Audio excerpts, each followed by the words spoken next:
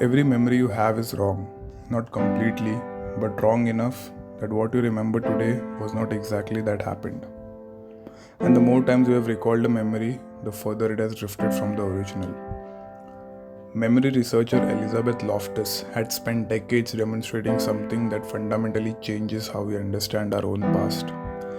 And neuroscientist Karim Nadar's research on memory reconsolidation explains the mechanism behind this.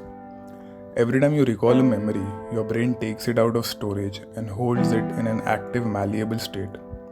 In that state, it is fully open to being altered by your current mood, by what you now believe, by the story you have built around the event since it happened.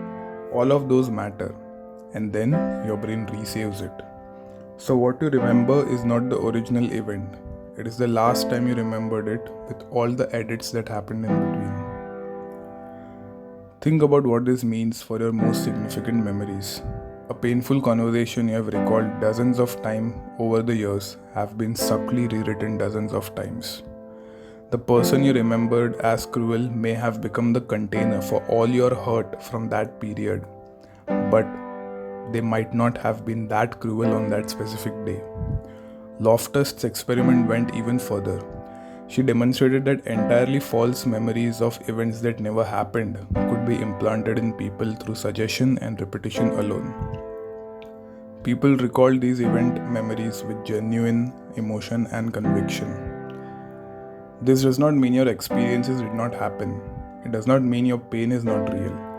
It means holding your own memories with slightly more humility, especially the ones you are most certain about. The memories you are most confident in are usually the ones you have recalled most often, and therefore the ones that have been most frequently rewritten. You are not remembering the past, you are reconstructing it every single time.